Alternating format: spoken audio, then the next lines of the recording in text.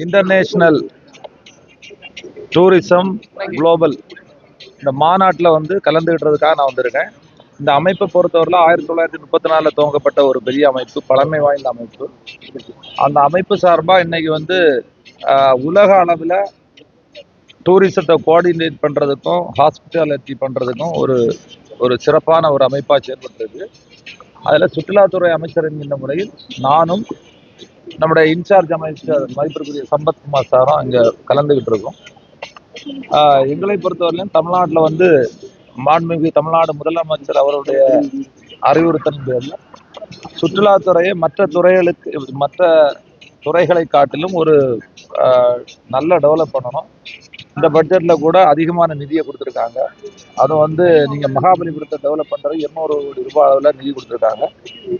மற்ற மாதிரி ஆன்மீக சுற்றுலா, இயற்கை சுற்றுலா, சூழியல் சுற்றுலா, வேளாண்மை சுற்றுலா, இப்படி பல சுற்றுலாவுக்கு பல அளவில் நாங்கள் டெவலப் பண்ண போகிறோம்.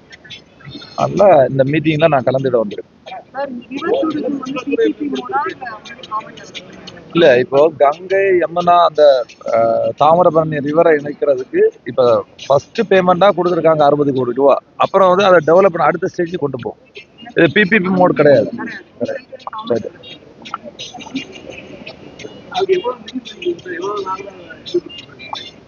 இல்லை, அதாவது ஒவ்வொரு இப்போ வந்து ஆன்மீக அளவில் வந்து இப்போ நீங்கள் பார்த்தீங்கன்னா நாகூர், வேளாங்கண்ணி, திருக்கடையூர் இதெல்லாம் இணைப்பதற்கு ஒரு பிளான் பண்ணியிருக்கோம்.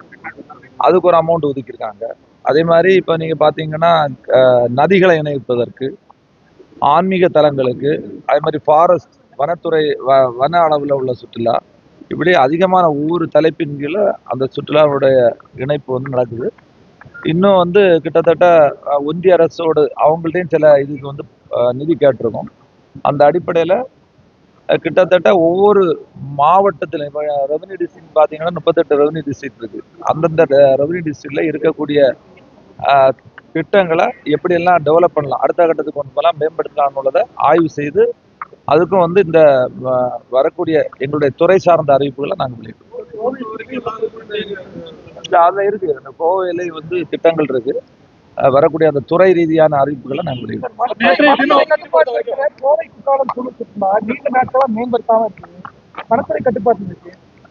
இப்போ சுற்றுலாத்துறையை பொறுத்தவரையில இப்போ வந்து நீங்க சொல்ற மாதிரி ஒவ்வொரு துறை சார்ந்துதான் இருக்கு. ஏன்னா இப்போ வனத்துறைன்னா அவங்க ஃபாரஸ்ட் என்ஓசி வாங்கணும்.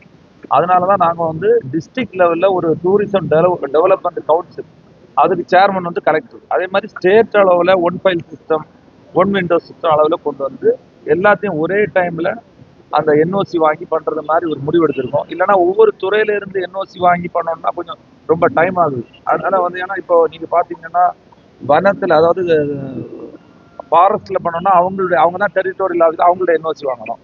ஹெச்ஆர்என்சி ஆன்மீகம்னா ஹெச்ஆர்என்சி என்ஓசி வாங்கணும்.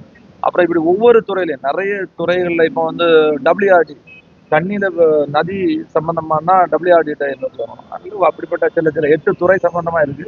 இதெல்லாம் கோஆர்டினேட் பண்றதுக்கு நாங்கள் மாண்புமிகு சிஎம் அவருடைய கவனத்துக்கு இப்போ கொண்டு சென்றிருக்கோம். அதனால ஒரு உயர்மட்ட லெவல்ல ஒரு கமிட்டி அமைச்சு அங்கங்கே உடனுடன் அப்ரூவல் கொடுக்குற மாதிரி இந்த தடவை அதை ஏற்பாடு பண்ணியிருக்கோம்.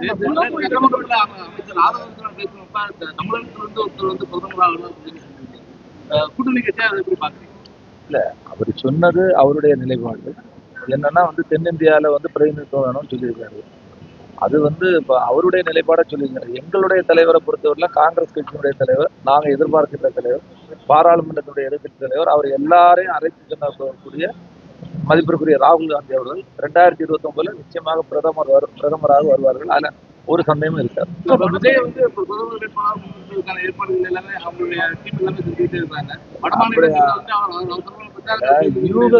யூகத்திற்கு எல்லாம் பதில் சொல்ல முடியாது. இப்போ வந்து சிறப்பா வந்து ஒரு லஞ்சம் வாங்காத, ஊழல் செய்யாத ஒரு அரசு தமிழ்நாட்டில் இருக்கு. எங்களுக்கு வந்து சிஎம் வந்து நிறைய அட்வைஸ் பண்ணியிருக்காரு. அந்த அடிப்படையில இன்னைக்கு காங்கிரஸ் கட்சி கிட்டத்தட்ட 1967க்கு பிறகு 59 வருடம் கழிச்சு நாங்க வந்து காங்கிரஸினுடைய பெருந்தலைவர் காமராஜர் என்ன கனவு கண்டாரோ, அந்த தொண்டர்கள் என்ன கனவு கண்டாரோ, அந்த அடிப்படையில் 2 அமைச்சர் எங்களுக்கு கொடுத்துருக்காங்க. நாங்க கூட்டணியோடு இணைந்து மக்களுக்கான வளர்ச்சி திட்டங்களை கொண்டு வரதான் எங்களுடைய இலக்கு. HRNC-யை ஒட்டி உள்ள சுற்றுலா தலங்கள்ல வரக்கூடிய சுற்றுலா பயணிகள் நான்வெஜ் போன்றவற்றை எல்லாம் கோயிலே வந்து சாப்பிடக்கூடிய சூழல் இருக்கு. இதை கட்டுப்படுத்துறதுக்கு எந்த மாதிரி? இல்ல, அது மாதிரி சில சின்ன சின்ன ப்ராப்ளம் இருக்கு. இல்ல இருக்கு, அதெல்லாம் நாங்க முறைப்படுத்திட்டு வர்றோம். ஏன்னா வந்து அதுதான் ஏற்கனவே சொன்னேன், சுற்றுலாத்துறை என்பது எங்களுக்குன்னு தனியா இடம் கிடையாது. சுற்றுலா வந்து அங்கங்க நாங்க டெவலப் பண்ணி அந்தந்த லோக்கல் பாடிகிட்ட கொடுக்குறோம். அவங்க தான் அடுத்த கட்டத்துக்கு கொண்டு போக முடியும். இப்போ கோயம்புத்தூர்ல ஒரு சுற்றுலாத்துறை சம்பந்தப்பட்டு ஒரு திட்டத்தை கொண்டு வந்தா அந்த திட்டத்தை இங்கே இருக்கக்கூடிய கலெக்டருடைய கட்டுப்பாட்டில் தான் அதை பண்ண முடியும். எங்க துறையை சார்ந்து எங்களுக்கு தனிப்பட்ட இடங்கள் கிடையாது.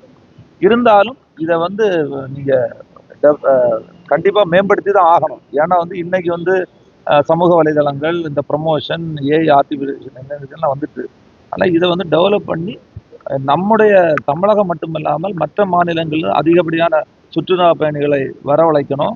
அவங்க வந்து சென்றால் அதுக்குரிய பாதுகாப்பு இருக்கணும். ஏன்னா இன்னைக்கு பாதுகாப்பாக தமிழ்நாடை பொறுத்தவரையில் ஒரு பாதுகாப்பான மாநிலமாக இருக்கு. அதனால இது இன்னைக்கு ஒரு டொமஸ்டிக் இல்லாமல் இன்டர்நேஷனல் அளவில் உலகத்தரம் வாய்ந்த சில நல்ல திட்டங்களை கொண்டு வரணும்னு மாண்பு முதல்வர் அவர்கள் சொல்லியிருக்காங்க. அந்த அடிப்படையில் இதை மேம்படுத்தணும். தமிழ்நாட்டில் ஆன்மீக சுற்றுலா சொல்றாங்க. அது கூடுதலாக வாகனங்கள், பேருந்துகள், சிறப்பு பேருந்துகள் இயக்குவீங்களா? இல்லை, அதுதான் அதெல்லாம் நாங்கள் பிளான் பண்ணிட்டு இருக்கோம். டெஃபினட்டாக இந்த துறையை வந்து மாண்பு முதல்வர் அவர்களுடைய கவனத்திற்கு கொண்டு சென்று இதை நல்ல டெவலப் பண்ணும். 50 ஆண்டுகளுக்கு பிறகு அமைச்சரவை தேடப்பட்டிருக்காங்க. கட்சியை வளர்ப்பதற்கான முயற்சிகள் மேற்கொண்டிருக்கீங்களா? உறுப்பினர் சேர்க்கை அதிகப்படுத்துவதற்கான முயற்சிகள் 59 ஆண்டுகளுக்கு பிறகு இன்னைக்கு எங்களுக்கு ஆட்சியில நாங்க பங்கு வைக்கிறோம். எங்க இயக்கத்தை பொறுத்தவரையில இன்னைக்கு வந்து ஆர்கனைசேஷன், அதாவது ஆர்கனைசேஷன் செக்டரை பொறுத்தவரையில வாக்குச்சாவடி அளவில் இன்னைக்கு நாங்கள் பலப்படுத்திட்டு இருக்கோம். அதுக்கான அமைப்புகளை ஏற்படுத்திட்டு இருக்கோம். இனி வருகின்ற உள்ளாட்சி தேர்தலில் நாங்கள் வந்து அதுக்கு முன்னாடி எங்களுடைய செக்டரை இன்னும் பலப்படுத்தி உள்ளாட்சி தேர்தலில் போட்டியிட்டு எங்களுடைய கை சின்ன வெற்றி பெறுவதற்கான நிலையை நாங்கள் முன்னெடுப்போம். பாதுகாக்கப்பட்ட இருக்கக்கூடிய இடங்கள்ல வந்து பாத்தீங்கன்னா நிறைய பேர் வந்து ரீல்ஸ் போடுறாங்க. இதை நம்பி இப்போ பல பேருக்கு வந்து ஒரு அட்டுப்பாடு அந்த மாதிரி நடக்கிறதெல்லாம் கூட பார்க்க முடியுற மாதிரி இருக்கு. இந்த தடுக்கிறதுக்கு என்ன மாதிரி நடவடிக்கை இருக்கா? இல்லை, இப்போ நீங்க சொல்லக்கூடிய ஃபாரஸ்ட் வந்து இப்போ அதனுடைய கட்டுப்பாடு வந்து அந்த துறைக்கு தான் வருது. இது மாதிரி சில விஷயங்கள் நம்ம கவனத்துக்கு வருது. அப்ப அந்த துறையோட பேசி அங்க வந்து அந்த பாதுகாப்பு, இந்த நீங்க உள்ள போய் பார்த்துட்டு வரணும்னா அதுக்குரிய பாதுகாப்பு கொடுக்க வேண்டும் என்று ஏற்கனவே அறிவுறுத்தப்பட்டிருக்கிறது. அது மாதிரி இந்த கோஆர்டினேஷன், அதாவது எல்லாரும் சேர்ந்து கோஆர்டினேட் பண்ணி தான் அதை பண்ண முடியும். நிச்சயமா வரக்கூடிய காலங்களில் அது மாதிரி பாதுகாப்புக்கு இப்பவே ஏற்கனவே பாதுகாப்புக்கு முதலிடமா தமிழ்நாடு இருக்கு. அந்த அளவுக்கு மக்களுக்கும் பாதுகாப்பா இருக்கக்கூடிய அளவுல ஒரு சூழ்நிலை நாங்கள் உருவாக்கணும். இல்ல அந்த மாதிரி அப்படி இதுவரைக்கும் அது மாதிரிப்பட்ட விஷயங்கள் வந்து கவனத்துக்கு வரல. அப்படி நடந்தா அதை வந்து அந்த துறையோட பேசி என்ன நடவடிக்கை இருக்கும் நிச்சயமா எடுத்துக்குவாங்க.